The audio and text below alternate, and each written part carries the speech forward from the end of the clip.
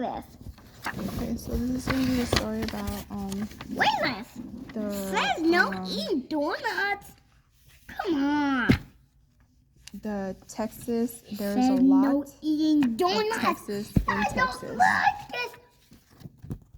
Okay, it's enough to make a little islander like myself quite agoraphobic. I grew up in a rural England and was sent away at the age of 7 to exist for long terms in large houses with many other boys. The best escape from those places was to wander the grounds and to imagine in some their bare copes how being away from all of it might be. Then I went to London, where the landscape is mostly humans. Then I married an American. Then I moved to Texas. I needed to change my definition of space. Do you understand that? He had so much that he could talk about, so much. And when he moved to Texas, he decided, you know what? This is where I need to change my space. You know? His way of looking at things, thinking, looking, living, being, you know? And much more. Calm. Exactly. Being calm is very important. I'm not very tall, and mostly Being I felt ugly shorter since is not coming very here. important. While living in Texas, you know we're in Texas right now, right? Where And is where you were born is New Mexico, Las Cruces, right? I was in Texas. In there. I was in there and that. I've written these books set in Victorian London and one in French Revolutionary Paris. I wasn't there. I illustrate the books I write I mostly wasn't with black there. and white, somewhat gothic images. We score you so bad. I always draw the characters I write about because it's the best way of getting to know them. There's something about living far away from your home that makes it easier to write and draw about it. The distance is feeling.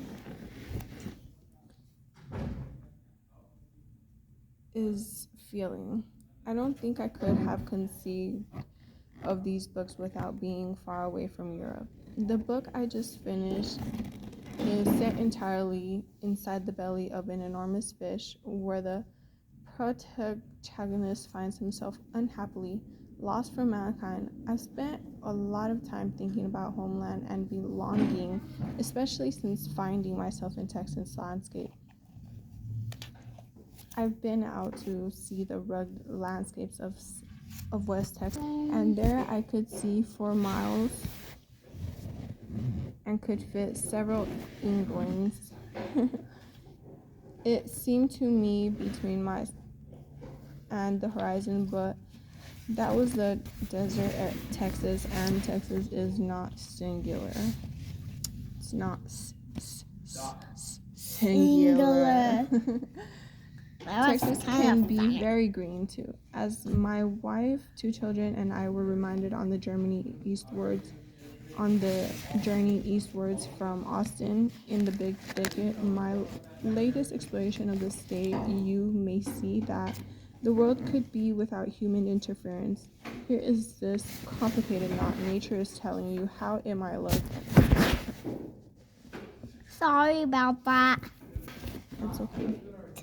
Yeah, this is pretty cool. And nature is telling you how it might look if you and your kind had never existed. The area is a product of the Ice Age. Glaciers shunted species southwards over huge distances, and when the ice retreated, it left behind an extraordinary confluence of environments. The Big Thicket is one place, but also multiple, as if almost all nature rushed to this one spot. Here is a mere 13,000 acres of eastern deciduous forest,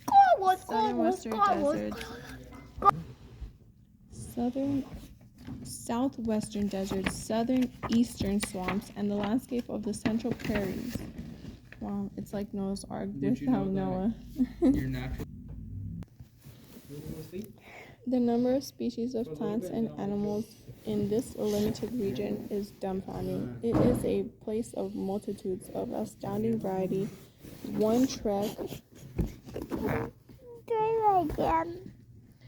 Try One that trek here again. will in no Huh? way resemble another trek. Just a What? handful of miles down the path, scientists call What? biological crossroads of North America.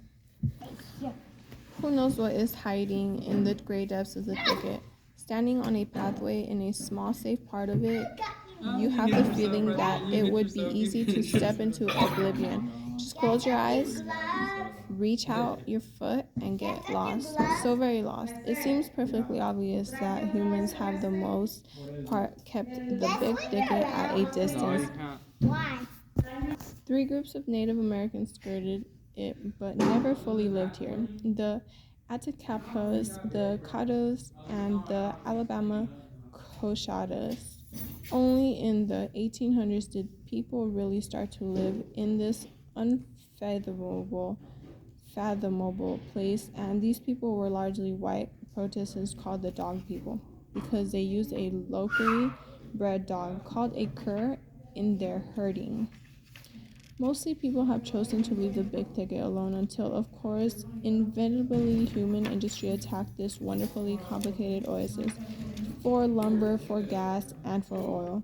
Human activity in pincer movements chipped away at the thicket until it reached the state it is in today, a mere 3.7 of its original size.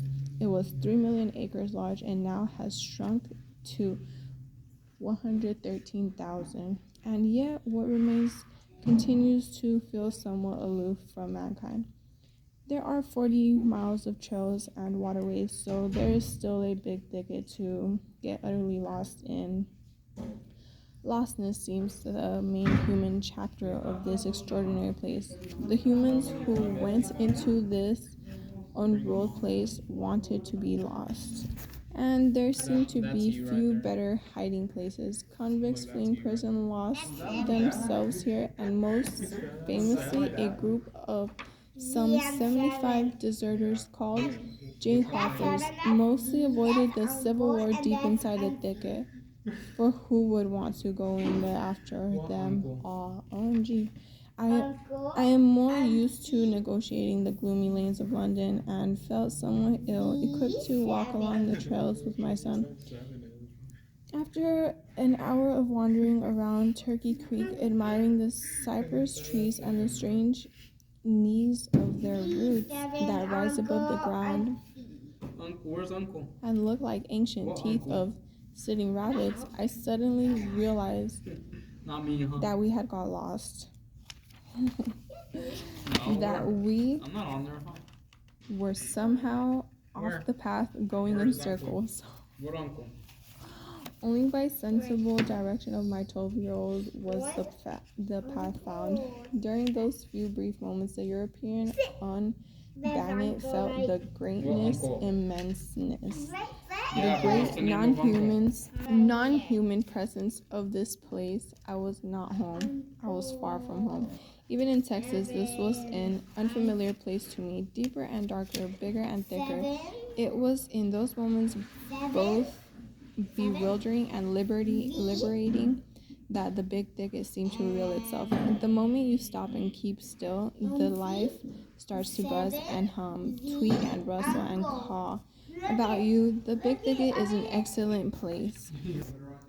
It's an excellent place to leave everything behind, to be reminded of what life might be like without human beings.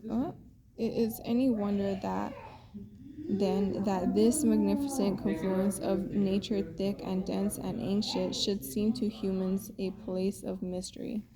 Don't go into the woods, the fairy tales tell us.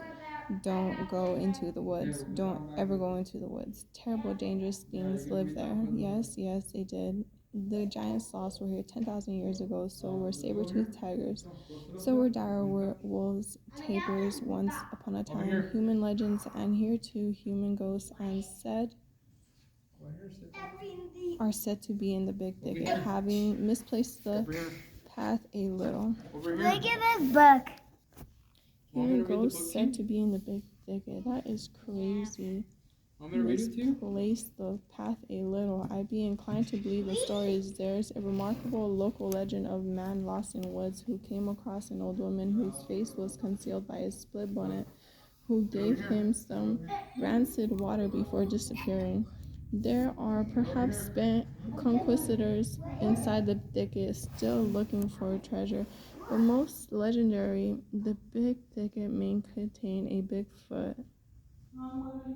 It has been cited many times, but as the nature of this famously shy creature, none of these have been definitely corroborated. The big thicket also reportedly used to have perhaps to balance out its high.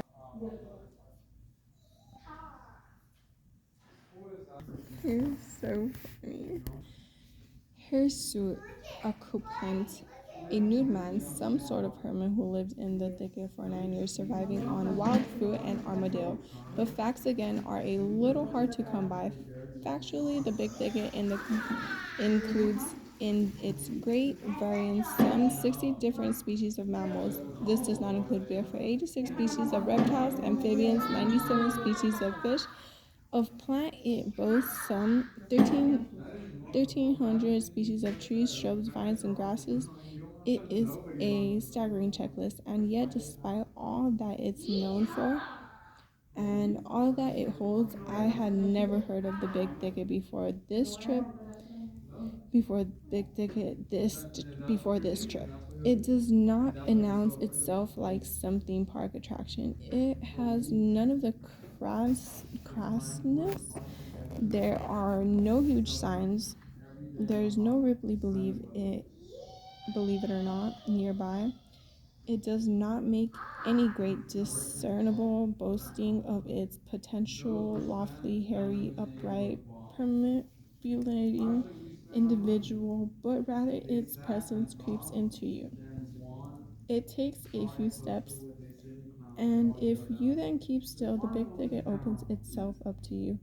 It cannot help itself. It is so full of life. Jason Glider, Chief of Interpretation at the Big Thicket National Preserve, describes the area with studied eloquence. For the visitor, there are so many different ways to explore the Big Thicket.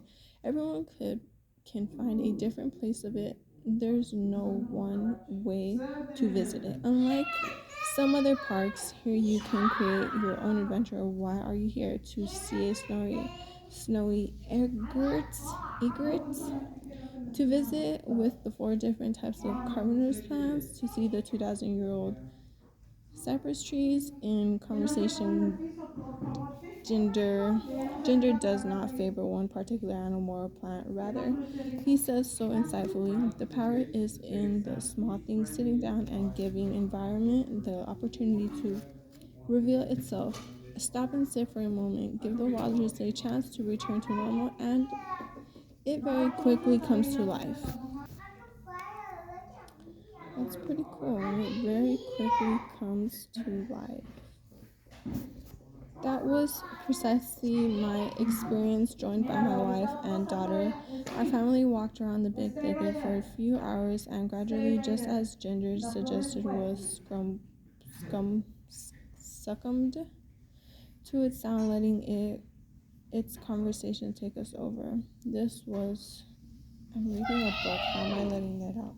This was different from the other versions of Texas we knew. We'd seen the Hill Country and Big Bend. We'd been to the Corpus Christi and Galveston Island, but this was something else. We stayed in a perfectly equipped log cabin on the edge of McNeely Lake, where cypress trees with their extraordinary roots emerged out of the water just by us, as if they were wading toward land, something like Tolkien. And all felt very alive, and all was kind to us. Though there is not perhaps an enormous amount of human life, all felt very alive and was kind to us. Though there is not perhaps an enormous amount of human life and businesses to get stuck into around the thicket, we can boast to exception all meals. The first was Caroline's quantity,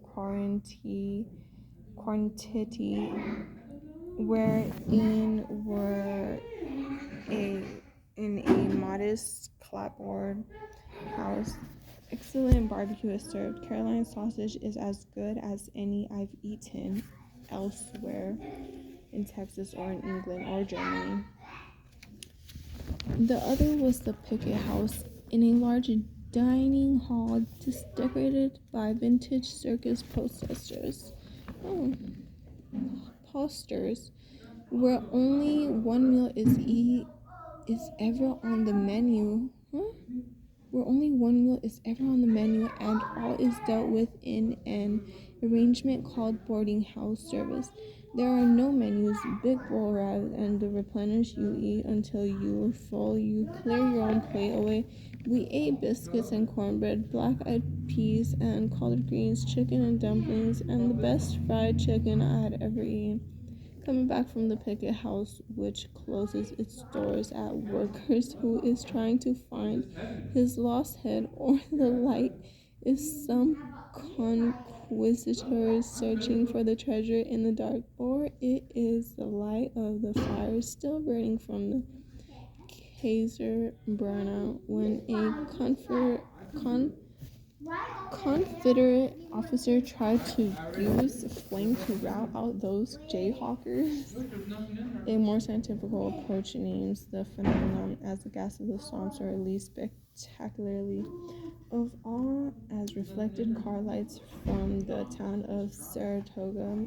Whatever the cause, we thought we'd better see ourselves.